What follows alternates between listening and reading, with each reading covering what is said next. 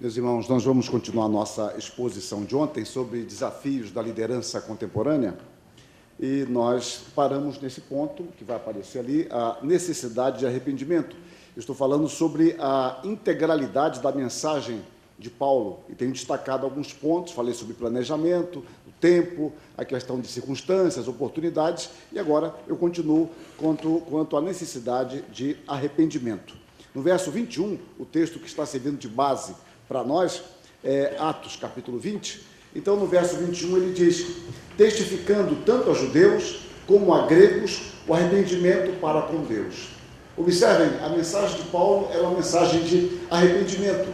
Não era arrependimento para alguns, nós já vimos ontem que ele partia de uma pressuposição óbvia, bíblica, de que todos pecaram. Logo, a mensagem de arrependimento é para judeus e gentios. Em outro contexto, um autor contemporâneo chamado Lawson, ele faz uma analogia muito interessante que nos conduz ao ponto que queremos enfatizar. Assim escreve esse autor. Se em Corinto Paulo tivesse ido de casa em casa, feito uma pesquisa entre as pessoas e perguntado o que desejavam achar em sua igreja, elas teriam respondido entusiasticamente: temos superioridade de linguagem e sabedoria, e assim iremos à igreja. Os coríntios se apinhavam para ouvir oradores que empregavam esses artifícios populares. O que eles estão nos mostrando de uma outra forma, pelo menos é isso que eu entendo, é que a mensagem de arrependimento certamente não seria uma mensagem que a igreja escolheria como algo que julgasse essencial para ouvir. No entanto, o tipo de pregação de Paulo era outro. Ele não barateava o evangelho. Ele estava ciente da necessidade de todo homem e confrontava todo homem com a palavra de Deus, com o evangelho de Deus. Porque se você achar que uma pesquisa de mercado vai determinar o que é mais importante em termos cristãos, em termos missionários, em termos de liderança, nós fracassaremos, porque nós nem mesmo temos condições, por vezes, de identificar a nossa carência, a nossa necessidade. É a palavra de Deus que vai dar o diagnóstico daquilo que precisamos. Por isso, Paulo fazia isso, pregava dessa forma, dando testemunho, testificando, tanto a judeus como a gregos, a necessidade de arrependimento em nosso Senhor Jesus Cristo. Já que todos são pecadores, todos necessitam arrependerem-se dos seus pecados. Coerentemente com a Escritura, esse, portanto, era o apelo do apóstolo. O arrependimento, então, ele é fundamental para a nossa salvação. A mensagem de arrependimento é uma parte essencial da mensagem do Evangelho. A mensagem de João Batista era esta, a mensagem de Jesus Cristo é essa, e quando Jesus Cristo delega aos seus discípulos a proclamação do Evangelho, havia sempre na sua mensagem a necessidade de arrependimento e fé. Eu indico aqui alguns textos que vocês poderão ler depois, por exemplo, na pregação de Paulo, o testemunho que ele dá da sua conversão, sempre o conceito de arrependimento está presente. Todos, então, são notificados desta necessidade. Por isso, o pregador do Evangelho, ele tem a responsabilidade de conduzir, de conclamar, de enfatizar a necessidade de arrependimento. Essa mensagem, ela é imperativa. A mensagem do Evangelho, ela sempre é reivindicatória. E ela reivindica arrependimento e fé no Senhor Jesus.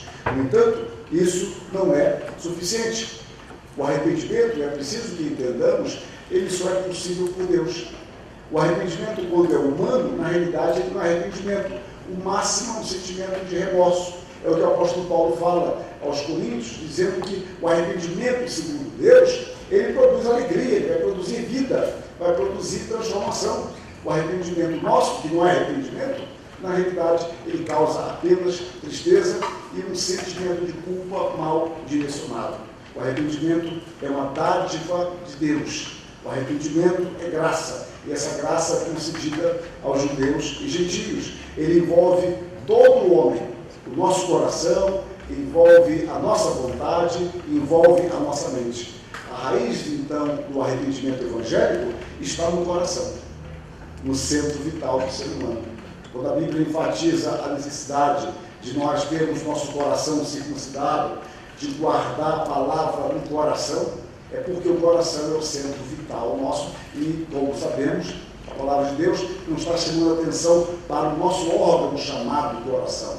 O coração na Bíblia indica, aponta para a essencialidade do ser humano. Então, o arrependimento vai consistir numa mudança de mente e ele vai trazer consigo uma tristeza piedosa, porque é uma tristeza, segundo Deus, pelos nossos pecados, que se caracteriza de forma concreta em seu abandono. Então, o arrependimento envolve o deixar algo para trás e agora algo positivo, o abandono e agora a reflexão desse abandono, ou um efeito dessa mudança vai ser uma adoção de novos ideais, novos valores, objetivos e práticas. Ou seja, não é apenas deixar coisas para trás. O arrependimento se concretiza em abandonar algo, mas caminhar também em outra direção, que a Bíblia associa isso de forma mais genérica com o nome de conversão. Em geral, a palavra conversão se aplica ao arrependimento e à fé. Então, o arrependimento não é uma questão puramente intelectual. Não é simplesmente isso. Ela envolve o nosso intelecto, mas não é apenas isso, porque o arrependimento envolve uma revisão, reorganização e direcionamento de nossa vida a partir do nosso novo nascimento espiritual operado pelo Espírito. É por isso que isso é a transformação mais radical pela qual qualquer pessoa pode passar. Não existe nada mais transformador do que esta conversão, o deixar para trás todo um histórico que nós temos de uma vida distante de Deus e agora tentar nos reorganizar, nos redirecionar, replanejar a nossa vida pelo Espírito, sabemos, mas são lutas constantes que nós vamos manter. Então, essa é uma mensagem fundamental para a liderança, é uma mensagem fundamental para que os pastores preguem, ensinem a igreja, mas quando eu falei ontem sobre graça e falo mesmo sobre arrependimento, não é uma mensagem muito bem-vinda, porque é mais fácil consolidar coisas do que realizar transformações ou uma mensagem que envolva uma reavaliação, um redirecionamento. O arrependimento, então, ele marca o início da vida cristã e também caracteriza a sua totalidade. Ontem eu mencionei isto e hoje eu falo um pouco mais sobre esse assunto. É que o arrependimento, ele vai caracterizar a vida cristã. Eu usei essa expressão ontem, se não usei hoje agora, é que nós vamos passar o resto de nossa vida com micro-arrependimentos. Nós, quando cremos em Cristo, nos arrependemos dos nossos pecados, aceitamos a salvação pela fé, isso é graça. Mas não significa que este é um ato isolado e que nunca mais ocorrerá em nossa vida. A vida cristã é marcada por arrependimento. Quando nós cantamos o hino 68, eu creio sim na divina promessa, é um hino que nos fala sobre isso. Vitória já tive nas lutas aqui, contudo é muito certo que a gente tropeça, por isso o Senhor precisa de ti. Esse hino é do crente, não é o hino do incrédulo, é daquele que crê. Eu creio, Senhor, na divina promessa. Eu já experimentei isso, eu tenho vitórias aqui, mas nós tropeçamos, nós caímos. Mas a mensagem cristã envolverá sempre essa tônica, esse tema de arrependimento. O famoso pregador Rodrigo, talvez um dos maiores pregadores do século XX, pelo menos de maior influência, Martin Lloyd-Jones, na sua juventude, e esse ele conta por meio de um biógrafo dele, o Ian Murray, na sua juventude ele tinha um pastor, como pastor, um homem que, conforme nos conta o seu principal biógrafo, Ian Murray, enchia os seus sermões, abre aspas, com muitas anedotas, ilustrações, sensação e emoção, era o que ele visava alcançar. Então, Lloyd-Jones lembrava disso na sua juventude, ele ainda pensando em se preparar para o estudo da medicina. Mais tarde, Lloyd-Jones, rememorando este período, testificou com certa tristeza. O que eu precisava era de pregação que me convencesse de pecado e me fizesse enxergar a minha necessidade, que me levasse ao arrependimento e me dissesse algo sobre regeneração. Mas eu nunca ouvi isso. A pregação que tínhamos era sempre baseada na suposição de que todos nós éramos cristãos, que não estaremos ali na congregação a não ser se fôssemos cristãos. Então, a ideia que ele elabora é que o seu pastor pressupunha isso. Todos são crentes. E se todos são crentes, eles estão no nosso arrependimento. Melhor tolice, porque se todos são crentes, nós temos micro-arrependimentos. E, na realidade, meus irmãos, muitos estavam ali e não eram crentes. Como o próprio Mark Lloyd Jones vai atestar mais tarde a sua conversão. A vida de Mark Lloyd Jones é muito, muito interessante. E Lloyd Jones, então, ele está correto. O arrependimento é o início da vida cristã e esse arrependimento vai nos acompanhar sempre nesse estado de vida, né? Estágio de vida, no qual nós mudamos o nosso rumo, entristecidos com o nosso pecado e alegres por seguirmos a Cristo. Então haverá tristezas, haverá alegrias, tristeza não por seguir a Cristo, mas tristeza justamente por termos afastado. Isso vai caracterizar sempre a vida cristã. Isso tem implicações muito mais amplas que não me cabe aqui analisar, eu posso apenas mencionar, quando, por exemplo, nós temos uma ideia que o culto abençoado é quando nós saímos alegres do culto. E isso não é necessariamente assim. Eu posso sair alegre, saio quando nós cantamos, por exemplo, outro domingo aqui na igreja, chegar à cruz do meu Salvador, tudo de graça me perdoou, glória ao Salvador. Bom, saímos alegres pelo perdão. Mas podemos sair também contristados pela consciência do nosso pecado, da necessidade que temos de rever a nossa vida, de reconciliarmos com Deus, com o nosso próximo. Então nós podemos sair muitas vezes entristecidos, mas não é uma tristeza para a morte, é uma tristeza segundo Deus, que pelo Espírito deve nos conduzir a corrigir isto que está errado. Então, esta restauração, na verdade, não se consuma em um momento, ou em um dia, ou em um ano. É algo contínuo na vida cristã. O crescimento está associado ao tema santificação. Então, esse tema, esse assunto, caracterizou a mensagem de Paulo ali em Éfeso. Então, antes, por meio de avanços contínuos, ainda que com certa frequência, lentos, Deus vai destruindo em seus eleitos as corrupções da carne, os limpa de sua imundície, e assim os consagra por tempos, renovando-lhes todos os sentimentos, a verdadeira pureza, para que exercitem o arrependimento na sua vida. É um processo, e é difícil você perceber um processo quando ele é lento e você acompanha cotidianamente. Todos nós sabemos isso. Perceber o crescimento de uma criança. Em geral, quem percebe são os parentes, né? No final de ano agora, vocês vão receber parentes, e que dirão, olha, como cresceu, olha, puxa, no ano passado era assim, cresceu, emagreceu, fez dieta, perdeu 100 gramas em um mês. Bom, então, essas coisas as pessoas percebem, né? As crianças gostam eu fazia isso com meus filhos, colocar uma régua na cabeça, para colocar a data na trás da porta, né? A porta lá da televisão, olha aqui, tal data, nossa, vamos medir, pai, ó, cresceu 2 centímetros aqui, etc. Então, nós não vemos crescendo, percebemos dessa forma. Uma árvore que é plantada, você também não percebe muito, porque isso é cotidiano. Igual a gente, quando eu encontro meus colegas de seminário, alguns eu já não os vejo há 20 anos, e vejo que eles estão gravados. Mas eles também é a mesma coisa, mas eu não percebo. E eles também não. Então, cada um fica na sua, sem percepção. Mas é assim mesmo, né? Nós diariamente não percebemos. Então, o conforto, aplicando ao campo espiritual, é que Deus em Cristo nos perdoará sempre que o fizermos, ou seja, nos arrependermos com sinceridade. Pela graça, somos salvos, somente pela soberana graça. E essa graça ela vai operando produtivamente em nós, gradativamente, nós vamos amadurecendo.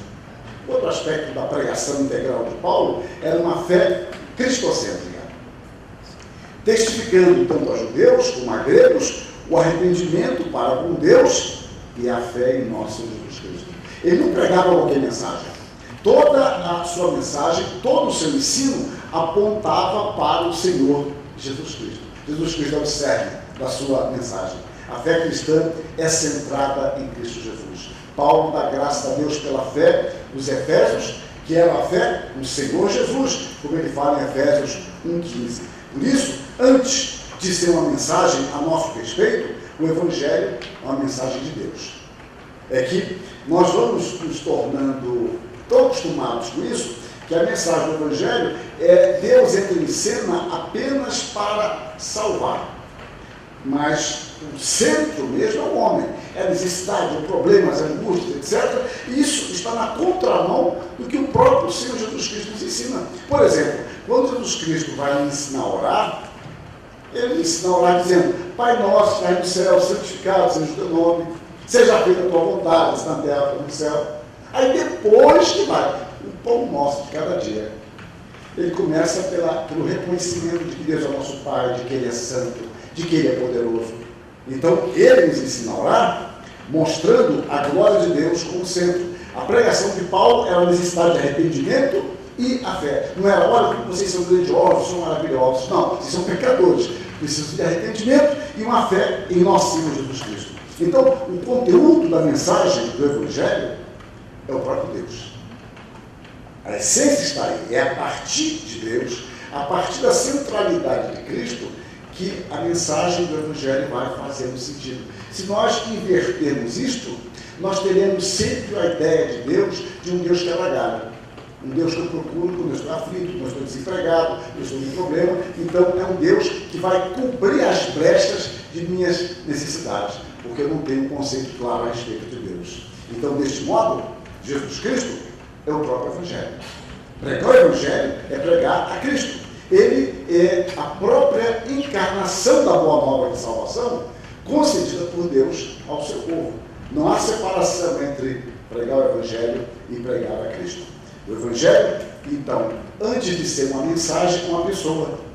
É Jesus Cristo, Deus encarnado, verdadeiro Deus, verdadeiro homem. Onde nós mostramos isso, como Paulo anunciava um Cristo, não um Cristo qualquer, mas ele tinha clareza da sua divindade, da sua humanidade, ele tinha clareza quanto à doutrina da Trindade. Então, o Evangelho envolve a sua pessoa e envolve o seu ensino.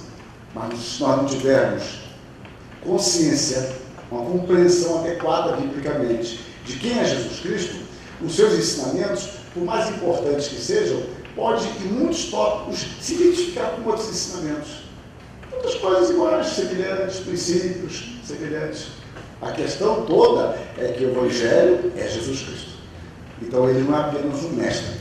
Se nós não reconhecermos Jesus Cristo como Deus, um Deus encarnado, os seus ensinamentos não serão as coisas mais importantes que teríamos para ensinar, porque nós jamais seremos reconciliados com Deus. A questão começa por uma restauração à comunhão com Deus. E aí advém os seus ensinamentos. Não existe Evangelho sem Jesus Cristo. E a igreja tende cada vez mais a se afastar de Cristo. E usa o nome para isso, muitas vezes, louvor. Na realidade, eu quero me extravasar e chamo tudo de louvor, e pronto. Nos negra, piscando, etc. Muito interessante. Depois, nós descansamos um pouco ouvindo a respeito, uma água com açúcar a respeito de Jesus Cristo, para quem sabe baixar a nossa pressão espiritual. Portanto, dizemos mais, não há mensagem a ser anunciada sem a sua encarnação, morte e ressurreição. Se Jesus Cristo não é Deus, não há salvação. Se Jesus Cristo não morreu, não há salvação. Se Jesus Cristo não ressuscitou, não há justificação. Então, o cerne está aqui. Precisamos ter clareza quanto a isso. Pregar o Evangelho, insisto, significa pregar Jesus Cristo. Olha esse texto. Ele é um texto muito sutil nessa identificação que Paulo faz. Ele está escrevendo aos Romanos, desejava ir a Roma, não sabia se iria chegar, manda esta carta, a irmã Febe leva a carta para lá. Então ele diz, no final dessa carta, praticamente, esforçando-me deste modo por pregar o Evangelho. A expressão que eu sublinhei, pregar o Evangelho, se for traduzir literalmente, seria evangelizando. Então, esforçando-me deste modo por evangelizar, não onde Cristo já for anunciado. Mas por que ele se esforçava por evangelizar ou pregar o Evangelho onde Cristo já for anunciado? Para não edificar sobre o fundamento alheio. O argumento de Paulo é muito simples. É que onde o Evangelho foi pregado, Jesus Cristo foi pregado. Ele usa pregar o Evangelho como anunciar a Cristo. São coisas sinônimas. Então, não existe Evangelho sem Cristo. E Cristo é a boa nova do Evangelho. É o conteúdo do Evangelho. Então, esse é um desafio para a liderança cristã, a liderança da igreja, ter isso em mente, ter isso como seu foco de atuação e de mensagem. O oitavo aspecto dentro dessa integralidade da mensagem de Paulo é a igreja como instituição, propriedade e governo divino. Nós não podemos perder essa dimensão, que a igreja foi instituída por Deus. Ela é propriedade de Deus e Deus é quem a governa. Vamos ver isso na despedida de Paulo. De Mileto mandou a Éfeso chamar os presbíteros da igreja. Atendei por vós e por todo o rebanho, sobre o qual o Espírito Santo vos constituiu bispos, para pastoreardes a igreja de Deus, a qual ele comprou com seu próprio sangue. Agora, pois, encomendo-vos ao Senhor e à palavra da sua graça, que tem poder para vos edificar e dar herança entre todos os que são santificados. Eu fiz a composição de alguns versículos. Bom, a igreja é de Deus. Foi Deus mesmo quem formou a igreja. É Deus mesmo quem sustenta, mantém, preserva essa igreja. E este Deus, ele vocaciona os seus servos para servir a igreja. E esse mesmo Deus fornece o que é necessário para o desempenho de suas funções. Vejam a ação de Deus o tempo todo. Então, se nós perdemos essa dimensão, nós vamos perder a dimensão, então, a compreensão de que a igreja não é de homens. A igreja é de Deus. Quando a igreja elege seus oficiais, diáconos, presbíteros, pastores, a igreja entende, está sendo submissa a Deus na escolha desses homens.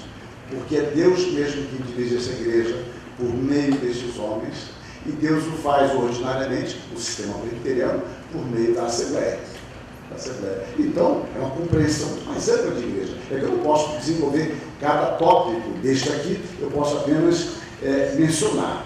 Um outro aspecto é uma dimensão pastoral apologética. Eu sei que depois da minha partida, entre vós penetrarão lobos vorazes que não pouparão o rebanho, diz ele aos presbíteros. E agora piora. E que dentre vós mesmos se levantarão homens falando coisas pervertidas para arrastar os discípulos atrás deles. Portanto, vigiai, lembrando-vos de que por 3 anos, noite e dia, não cessei de admoestar com lágrimas a cada um. Paulo pastoreava, ensinava e apresentava uma defesa do Evangelho. Ele preparava estes homens para defender a mensagem do Evangelho. Mas ele aconselhava, ele orientava, ele instruía. Não era um tempo somente de guerra, era um período de paz também, de consolo, de ensino, de administração. Então Paulo, dentro da sua esfera de poder e limites, equipou os oficiais para cuidarem da igreja, os alertando perseverantemente quanto à necessidade de pastorearem e defenderem o rebanho contra as investidas dos hereges que tentariam corromper a igreja.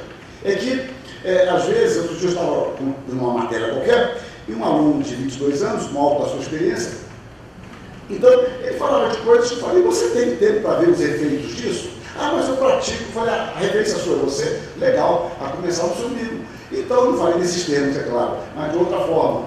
É que você, quando é muito jovem, você não tem nem tempo de pensar nas consequências. E é natural, você não viveu. E Paulo poderia olhar para aquela igreja e sabia. E aqueles irmãos, talvez, porque é tudo família, eu fazer um churrasco amanhã, uma picanha bastante gordurosa, então vai ser bom demais. Aqui é a família. Ó, dentro de vós mesmos surgirão lobos vorazes. Ah, é nós? Nada, só aquele que não paga a cota. Mas não é possível, ele é muito bom, ele é piedoso e tal. É difícil imaginar. Gente, é muito difícil. Estou emanados. O Paulo dizia, olha, dentro de vós mesmos surgirão lobos vorazes que estão para o rebanho. Paulo tinha uma visão muito mais ampla, muito mais longa. É que a gente pensa muito imediatamente. Quando a coisa está muito ruim, você não imagina que possa haver solução. E quando a coisa está muito boa, você não imagina problemas. Então, Paulo tinha uma dimensão muito clara disso, procura instruir a igreja e alertar. Então, prepara-os para defender o rebanho contra as investidas desses hereges. Um perigo que poderia parecer inexistente é o surgimento de lobos vorazes que estariam disfarçados de pastores. Entre nós mesmos, é mais difícil identificar alguém que está ali dentro e ele domina a linguagem. É uma coisa muito curiosa. Você, quando domina a linguagem do grupo, você se confunde. Então eu posso fazer qualquer malabarismo teológico aqui e posso dizer, para a glória de Deus, o Senhor seja louvado, todo mundo vai achar que é dessa forma, porque eu domino a linguagem. Então é mais difícil, é mais fácil se identificar quando alguém não domina a linguagem nossa e apresenta algumas coisas, você está armado. Mas eu sei que se falar o nome de Deus, Jesus Cristo, glória de Deus, ser o puxador de amém aqui, o janelão da fé, amém, está puxando amém, e as pessoas respondem, amém, cautamente. Então, se eu começar a fazer isso, uma coisa, crente, piedoso, entre vós mesmos, dominar a linguagem é dominar uma estrutura, é muito fácil confundir, confundir as pessoas com isso, é muito fácil. Dentre vós mesmos penetraram os vorazes. Contudo, Paulo, então eu digo isso, ele não estava imaginando coisas, ele sabia de perigos iminentes. Os pastores deveriam estar preparados para isso. Eles precisariam nutrir sistemática e continuamente suas ovelhas com o ensino consistente da palavra. Ou seja, alimentar bem a igreja. Porque, meus irmãos, a igreja, às vezes, quando eu era criança, antes de falar de igreja, quando eu era criança, faz muito tempo, e havia uma expressão que eu via muito lá no Rio de Janeiro, era mesmo minha mãe usava, essa banana está muito ruim, foi madura à força. Eu não sei como alguém forçava a banana a amadurecer, se era por ordem, mas parece que era colocada em um jornal, alguma coisa desse tipo. Eu não sei bem, se ela estava muito ruim. Um sorvete, quem sabe, depois de tudo. Bom, então a banana feliz. Bom, mas o fato é que era ruim aquele negócio. Às vezes, nós queremos amadurecer a igreja à força, porque nós gostamos de certos nomes. Por exemplo, se coincidir com alguém aqui, gente, eu estou pensando em mim, se coincidir, receba, tá? Para você. Eu estou vivendo com noções pentecostais, estou aprendendo a linguagem. Então é o seguinte, às vezes uma congregação, ela não gosta de uma congregação. Ela tem a ser dominicalmente, tem um pastor, tem seminarista, tem presbítero, tem diácono, mas ela está doida para ser igreja. Doida para ser igreja. E ela se organiza precipitadamente. Ela às vezes tem recursos financeiros para isso, para se manter, mas ela não tem gente. E aí, um jovem, que amanhã, pela graça, poderá ser um grande diácono, um grande presbítero, ele é estragado porque ele é colocado num lugar para o qual ele não tem maturidade. Ele não foi provado ainda. Então aquela igreja se precipita, aquela congregação, porque agora vai ser diferente, aqui para frente vai ser diferente, vai se afundar. Por quê? Agora você perdeu a assistência de pessoas mais equipadas e vamos começar a ter bobagens pela infantilidade, imaturidade nos prepara. E essa igreja, para corrigir-se, vai ser difícil, porque os novos presbíteros, os novos pastores que chegaram para ela, eles terão como modelo aqueles antigos. E o antigo é isso, mas não um bom modelo. E ele nem tem grande culpa, ele foi colocado ali, porque na terra de cego, quem tem olho é rei, ou alguém diz que enxerga, é pronto. Então, o que acontece? Ele está ali, mas ele não tem vivência, mas ele é o modelo de outros. Gente, uma igreja que começa com a liderança má, com inexperiência, olha, ela dificilmente se levanta, humanamente falando. Dificilmente. Ela amarga muitos anos. Muitos anos. Então, Paulo, ele não está imaginando coisas. Ele falava assim, estão preparados. Eles precisavam, então, alimentar a igreja, para que a igreja tivesse maturidade.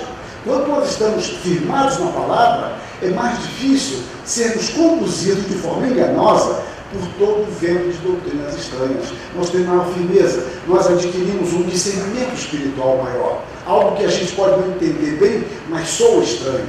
Quando você é bem alimentado na palavra, algo soa estranho. Me parece isso correto, me parece que isto é assim. Então, basicamente, o pastor tem que alimentar o seu rebanho e defendê-lo dos lobos ferozes. Foi isso que Paulo fez. Os instruiu, os preparou e, ao mesmo tempo, os alerta. Olha, vocês têm que estar preparados para isso. São dois enfoques. Então, aqui temos o que eu estou chamando desse binômio pastoral apologética, que é importante que se diga, se brinca, né? Se junta no âmbito do trabalho do ministro do Evangelho. Ou seja, você nem sempre sabe como está fazendo uma coisa ou outra, nem sempre você tem clareza, mas você está fazendo sempre uma coisa e outra no meio da instrução que você está, no apologética, na defesa, no meio da defesa você está instruindo. Então, Calvino, ele é preciso nesta constatação. O pastor necessita de duas vozes, uma para ajudar as ovelhas e outra para espantar os lobos ladrões. A Escritura o une com os meios de fazer ambas as coisas. E aquele que tem sido corretamente instruído nela será capaz tanto de governar os que são suscetíveis ao aprendizado, quanto a refutar os inimigos da verdade. O bispo é realmente sábio quando retém a fé genuína e faz um correto uso do seu conhecimento quando aplica a edificação do povo. Então, nós temos que entender algo. Jesus Cristo fala que nós temos que ser simples como as pombas e prudentes como a serpente. É verdade. Agora, não seja ingênuo, não cruze isso. É você simples com a serpente. Ela me destrói. Agora, é você prudente, sagaz com a pomba. Eu vou matar a pomba. É preciso discernir. Gente, não vamos ser ingênuos. Uma das coisas terríveis para o líder da igreja é a sua ingenuidade. Já foi um tempo que você pode, por exemplo, dar a palavra para qualquer um no público da sua igreja, sem ingenuidade. Não, ele veio pela irmã fulano de tal. A irmã fulano de tal também não sabe nada. Ela gosta dele, está apaixonada e pronto, tudo é bom. Né? Então, entende, você tem que ter muita cautela. Ele é formado, você tem tais títulos. Calma, fulano. Calma. Então você não pode expor a sua igreja, porque nós vivemos um período muito difícil. Quando eu era jovem, já com o ministério, já era um pouco mais tarde, isso é hoje ele pôde estar aqui conosco, ele veio da diálise e tal, é muito, extremamente difícil, mas o Renalceu viveu isso muito mais do que eu. Os eventos da igreja, regionais, nacionais, era para fortalecer a igreja. Os seus jovens iam para esses eventos, jovens, adolescentes, eles voltavam fervorosos, porque ali era solidificação. Hoje é uma coisa muito curiosa. Fazer eventos juntos, acampamentos juntos, é muito estranho, porque de repente os jovens vão tudo revoltados. Igual uma vez eu estava num evento nacional, uns 15 anos atrás, e um pastor muito jovem na época, hoje já não é tão jovem, e ele desolado falava comigo: reverendo, semana passada eu estava discutindo com meus jovens, instruindo, proibindo que cantasse esse cântico. E agora no evento nacional estão cantando aqui. Toda a liderança da igreja está aqui. Quem está errado? Eu ou a liderança? Para os jovens é ele, né? Que está errado. Então, você tem que ter cautela quanto a isso. Então, duas vozes. Uma para juntar as ovelhas e outra para espantar os lobos. Mas às vezes a gente gosta de dificuldades, né? A gente gosta de ser duro com as ovelhas e ameno com os lobos. Não, vem cá, não, fica aqui e tal. Igual um amigo que eu tenho, e eu brinco com ele. Não, eu brinco nada, né? As pessoas brincam, eu também vou junto, mas não é eu que comecei. É que o nome dele é Lobão e é pastor. Então, rapaz, é complicado ser pastor, né? Não, seu pastor, Lobão. Quer dizer, mas é o nome dele, Eu observo que ele tem engordado. Mas o fato, isso é uma piada. Ele coloca o vídeo na gravação, aí vai acabar comigo. Mas é um nome exótico. Então, às vezes você, voltando à minha questão, você não tem noção das coisas. Você é ingênuo e expõe a sua igreja a uma coisa muito tola. Então, os oficiais da igreja têm que ter discernimento para isso. Eu sei que às vezes nós estamos apaixonados, o meu filho, minha filha gosta, minha esposa gosta, meu marido gosta. Então, você às vezes fica meio confuso quanto a essas questões, mas você representa o povo de Deus, por escolha divina, mediante a Assembleia, para zelar pelo rebanho. Então, Paulo falou: olha, jamais deixei de vos ensinar. Durante 3 anos, te mostrei com lágrimas. Estou advertindo vocês, vão penetrar lobos vorazes. e o sujeito não sabe que é o genro dele que vai ser lobo voraz, um dos lobos vorazes. Não, ele é bom demais, é como um filho para mim. E daí? Pense, né?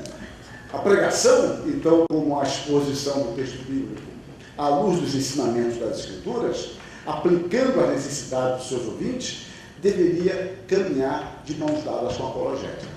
Ou seja, a defesa do Evangelho junto com o ensino. Mas você começa pelo ensino. Como diz Schaeffer, o lado positivo da apologética é a comunicação do Evangelho à geração presente, de modo que possam entender.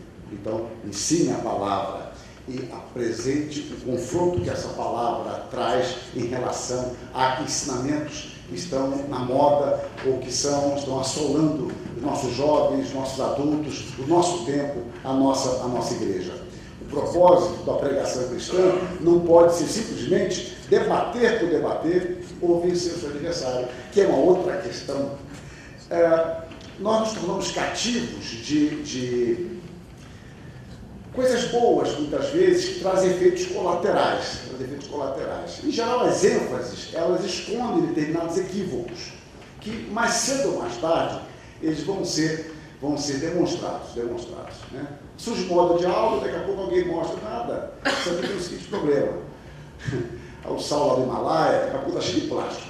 Bom, então você começa a ver coisas, agora a moda é essa, comer isso aqui, hoje é proibido, amanhã não é mais. Então nós ficamos com um problema quanto a isso. Então hoje nós temos a internet, que é algo fascinante.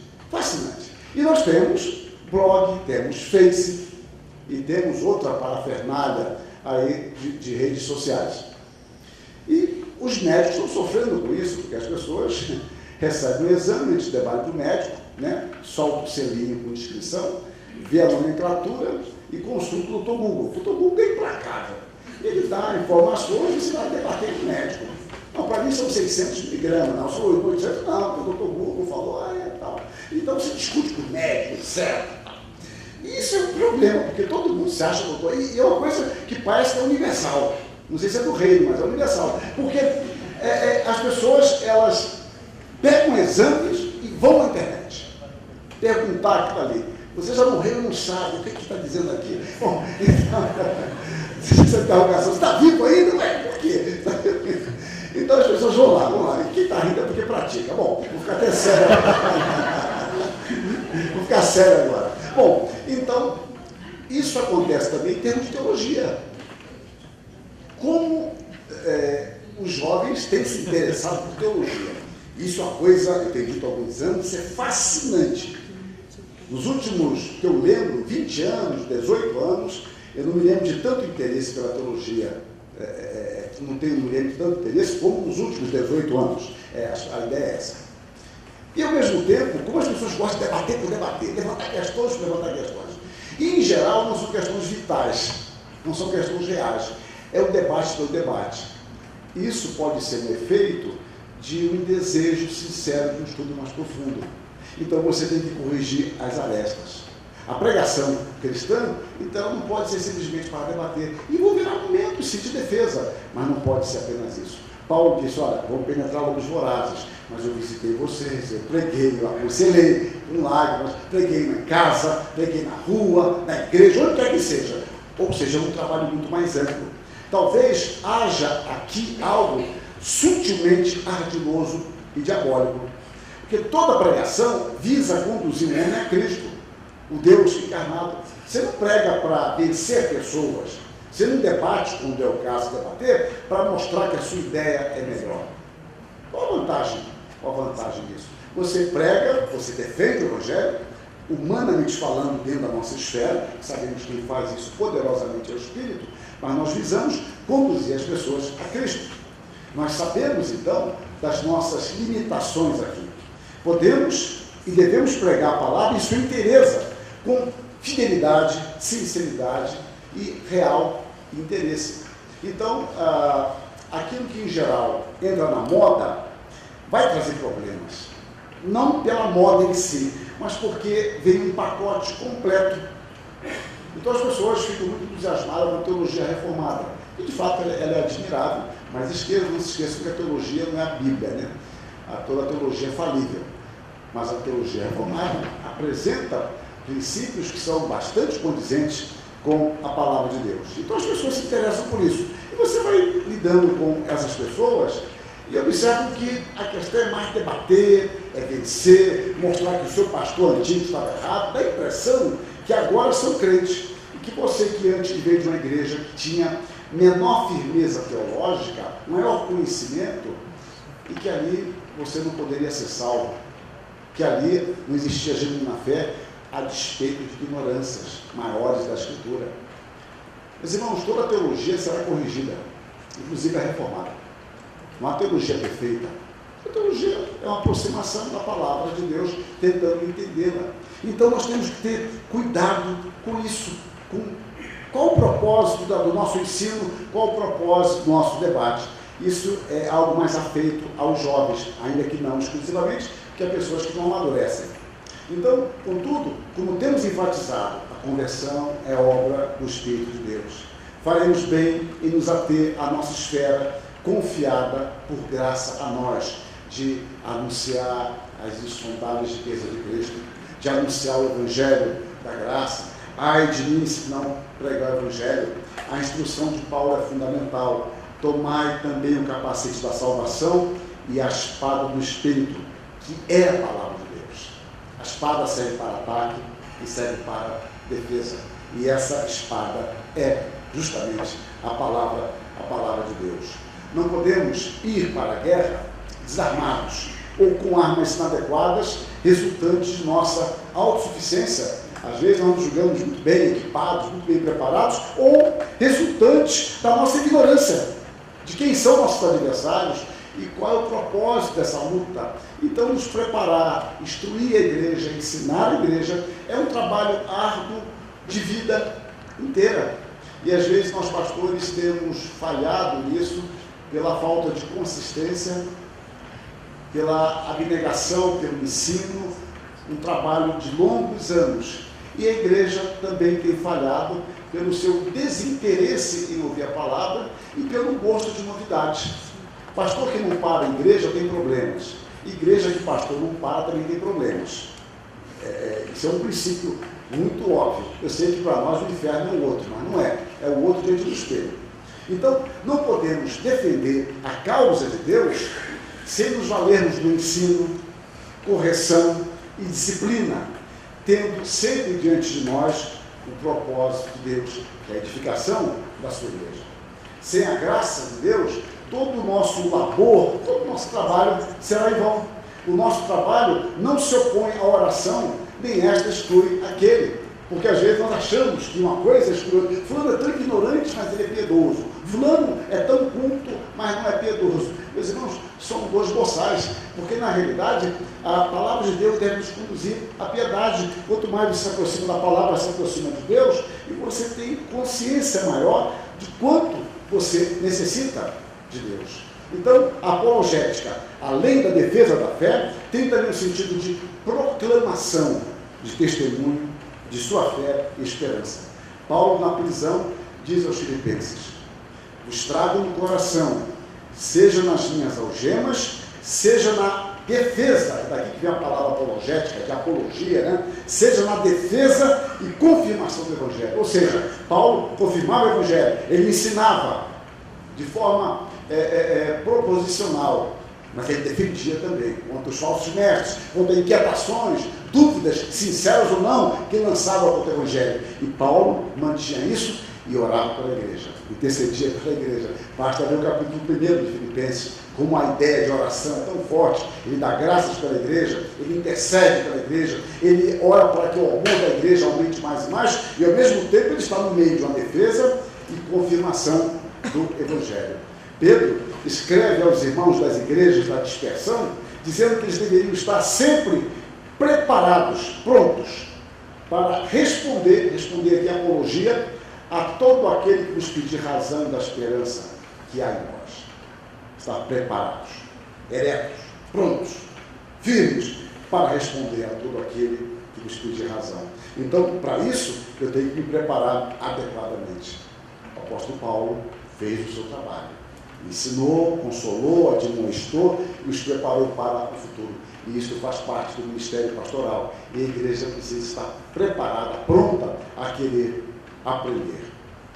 Finalmente, eu tenho ainda algum tempo, eu vou terminar antes da hora, antes que o sinal toque novamente. Esse sinal não respeita horário de verão. Então, vamos ver aqui a dimensão escatológica do reino, uma herança eterna. Agora, eu sei que todos vós, em cujo meio passei, pregando o reino, reparem, ele fala de Cristo, Deus, fala de reino, Jesus Cristo, Evangelho, é a mesma coisa. Pregando o reino, não vereis mais o meu rosto. Agora, pois, encomendo-vos ao Senhor e à palavra da sua graça, que tem poder para vos edificar e dar herança entre todos os que são santificados. Por meio da palavra, Deus nos edifica e nos conduz à herança entre os que são santificados. Eles não poderiam perder este alto privilégio, especialmente quando estivessem em dificuldades. Porque muitas vezes nós estamos em dificuldade, nós perdemos a dimensão do futuro. Parece, como eu falei, que a vida se concentra agora neste problema, eu não consigo ver além disso. Então eles precisavam lutar pela fé em meio à presença de lobos vorazes. Paulo usa essa expressão. Ele não fala de lobo qualquer, ele fala de lobos vorazes, os falsos mestres, que certamente com apoio de muitas ovelhas ingênuas ou mal intencionadas, seriam movidos, admirados, seguidos. E, meus irmãos, é muito difícil manter uma liderança quando você não tem apoio. E você está vendo que ela ali vai ser bobagem. A história já mostrou isso tantas vezes, a palavra de Deus nos instrui, e as pessoas bem intencionadas, não são más pessoas, mas são ingênuas. Mudando bem o que deve ser mudado, minhas ovelhas sabem que eu gosto de ouvir os comentaristas de futebol, eu os acho muito inteligentes, assim, areja na minha cabeça, e é muito fácil para eles assim, olha, eu pensei que isso ia ser assim, mas não deu certo, não deu, não deu nada. Agora, quem pagou para ver, esses dias eu vi um canal qualquer, que pegou esses intelectuais e mostrou a opinião, eu achei magnífico aquilo, eu sempre tive vontade de ver isso, esses dias eu vi. Qual o time que seria campeão brasileiro esse ano? Mas era uma pataquada só. Ninguém acertou. Também se eles tivessem acertado, eles teriam errado. Porque quando eles acertam, é porque eles erram. Mas o fato é que eu fiquei observando, foi muito legal ver, ninguém acertou. Os especialistas. Mas aí era brincadeira. O que alterou para a vida deles? É engraçado, eles também errou, etc. Então, às vezes, as ovelhas estão assim. Elas não perceberam os efeitos daqui na vida da igreja. Você conhece, rapaz, eu quero discordar do jogo dele. Não dei. Mas enquanto você discordou, e não há nenhum mal discordar, nenhum pastor é infalível, eu estou dizendo de um caso concreto, de que o pastor está conduzindo a igreja biblicamente, esse discordar foi terrível para a igreja, atrapalhou a fé de muitos jovens, adolescentes, adultos, porque o seu almoço familiar era regado a falar mal das autoridades da igreja. Você não sabe os seus filhos que vão ser no futuro, nem seus netos. Está semeando algo terrível. E amanhã eles vão fora da igreja, grande parte acaba do seu almoço, o melhor que seja. Porque eles estão semeando isso neles, o desrespeito para com as autoridades constituídas da igreja. Então nós não temos dimensão disso. Aí depois, eu mudei de ideia. Pronto. Mas o efeito já houve.